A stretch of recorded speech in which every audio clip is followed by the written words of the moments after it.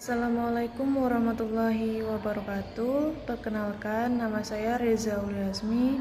Saya dari PBI 6C dan mata kuliah ini adalah Sejarah Peradaban Islam.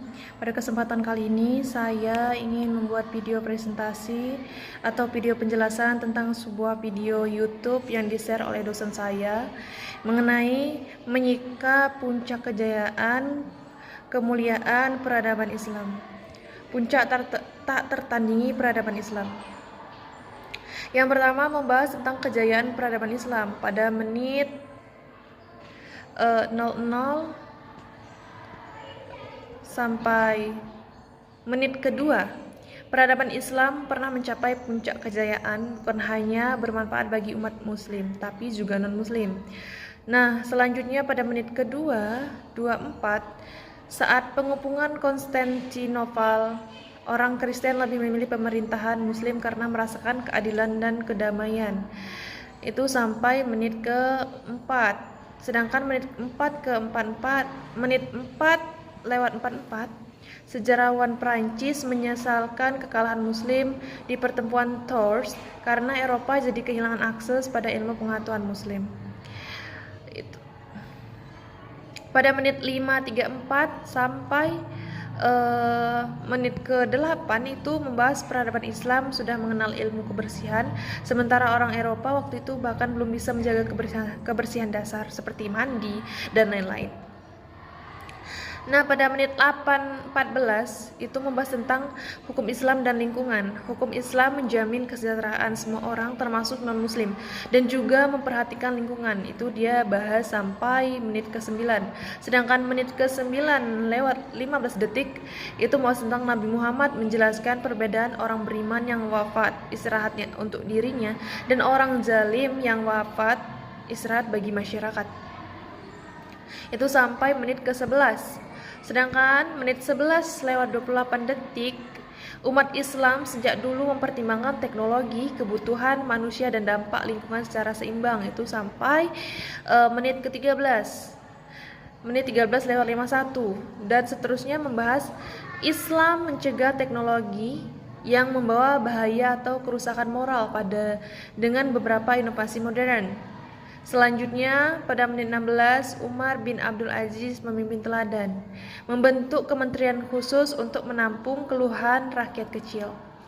Pada menit 19 lewat 25, di masa beliau masyarakat makmur, ekonomi bagus, tapi tetap ada bimbingan moral. Pada menit 21 lewat 6, pimpinan Islam bukan hanya urusan politik, tapi juga pendidikan dan agama. Pada menit 23 lewat 51 detik, pada masa kejayaan Islam, gaji beberapa profesi sangat tinggi termasuk guru dan ulama, berbeda dengan saat ini, ya kan? Nah, selanjutnya pada menit 28, guru, ulama dan keadilan Islam sangat dihargai, dibayar tinggi karena ilmu dianggap pondasi masyarakat. Dan pada menit 30 lewat 14 detik, Nabi Muhammad mencontohkan keadilan. Bahkan jika putrinya mencuri, tetap akan dihukum. Tidak ada kesetaraan gender maupun kesetaraan jabatan. Pada menit 30 lewat 43, kisah Samarkand, rakyat non-muslim mengadu ke khalifah karena penaklukan yang tidak adil. Dan menit 34 lewat 12 detik, hasilnya hakim memutuskan tentara muslim harus keluar dari kota itu. Contoh keadilan yang luar biasa. Pentingnya bahasa Arab dibahas pada menit 35 lewat 36 detik. Untuk mengembalikan kejayaan Islam perlu generasi terbaik seperti zaman Rasulullah. Pada menit 36 lewat 25 detik, Nabi Muhammad punya karakter istimewa karena bimbingan wahyu. Menit 37 lewat 41 detik, Ibnu Khatir menjelaskan pentingnya bahasa Arab dalam memahami Islam. Pada menit 39, bahasa Arab dianggap lebih fasih dan lengkap untuk menyampaikan makna mendalam. Pada menit 41 lewat 25 sampai menit 52 lewat 27, kekayaan bahasa Arab terlihat dari kosakatanya yang luas, sulit dicari padanannya di bahasa lain. Bahkan satu kata kecil saja bisa punya makna yang berbeda. Nah, pada menit ke-56 membahas tentang pimpinan dan rakyat. Pemimpin terbaik dicintai rakyat, saling mendoakan. Pada menit 56 sampai 45, pemimpin terburuk justru dibenci rakyatnya jadi sumber kutukan. Pada menit 58 lewat 33 detik, umat terbaik adalah yang meladani Nabi Muhammad lewat Al-Quran, hadis dan sirah. Pada menit 59 lewat 10 detik, kota paling mulia untuk dikunjungi adalah Mekah, Madinah, dan Yerusalem.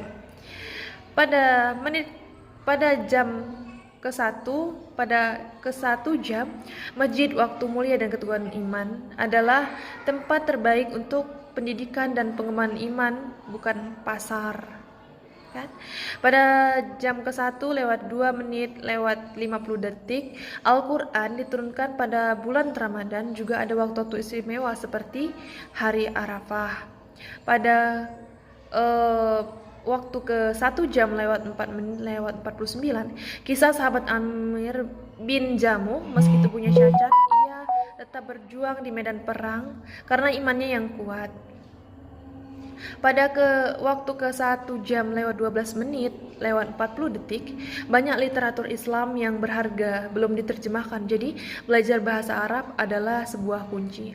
Jadi isi video ini mengingatkan kita bahwa kejayaan Islam dulu lahir karena yang pertama ada keadilan hukum dan kepemimpinan yang adil, yang kedua ilmu pengetahuan yang dihargai, yang ketiga bahasa Arab sebagai kunci pemahaman, yang keempat iman yang kuat dengan masjid sebagai pusat kehidupan. Nah, setelah itu pelajaran yang kita dapat adalah kejayaan Islam lahir dari keadilan, ilmu, kebersihan, dan akhlak. Pemimpin sejati harus adil dan mendahulukan rakyat. Bahasa Arab kunci memahami Al-Quran secara mendalam. Generasi terbaik lahir dari kedekatan dengan Quran, masjid, dan pendidikan Islam. Komitmen pribadi saya berkomitmen untuk rajin membaca dan mempelajari Al-Quran, menjaga sholat berjamaah di masjid, serta menambah ilmu dengan belajar bahasa Arab. Insya Allah saya ingin menjadi bagian dari generasi yang terbaik, berusaha menegakkan kembali nilai-nilai Islam. Upaya yang akan dilakukan misalnya di keluarga, membiasakan membaca Al-Quran bersama, menjaga sholat tepat waktu, dan belajar agama bersama.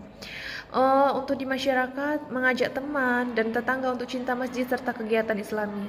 Untuk khayal luas, menyebarkan pemahaman Islam yang rahmatan lil alamin melalui media sosial dan kegiatan dakwah kecil-kecilan.